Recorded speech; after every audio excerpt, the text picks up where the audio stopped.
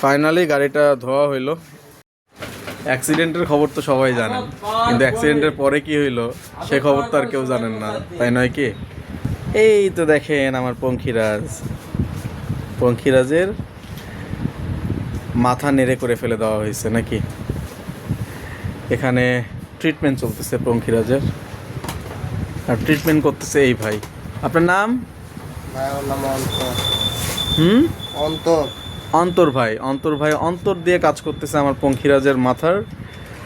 অনেকগুলো হচ্ছে চেঞ্জ করতে হবে, তারপরে মানে পঙ্খিরাজটা আবারও সুস্থ হয়ে যাবে।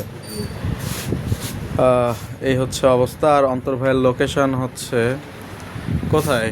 অন্তর ভাইয়ের লোকেশন হচ্ছে আসাদ মোড় বাজার। ঠিক আছে, এখানে যে রতন ভাই আছে তার দোকানে অন্তর ভাই থাকে। আর অন্তর ভাই আমার গাড়ির আজকে অন্তর দিয়ে সার্ভিসিং করতেছে। দেখি ফাইনাল লুক কী হয়, তারপরে দেখাবো। So stay with me.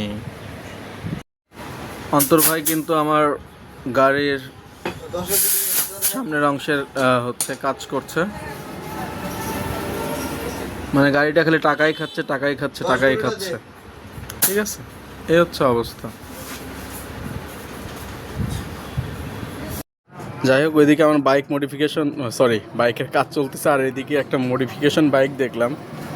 সামনে একটা মাস্ক দিছে, দুই পাশে চুলটুলো আছে। সবথেকে মজার ব্যাপার হচ্ছে এই বাইকের হচ্ছে ফুয়েল পাম্প।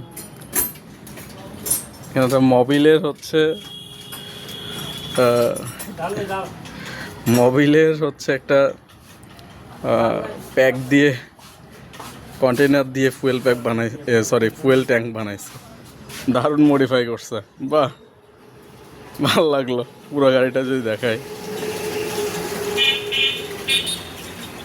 যাই হোক, গাড়ির টেস্ট ড্রাইভ হইলো ঠিকঠাক করার পরে।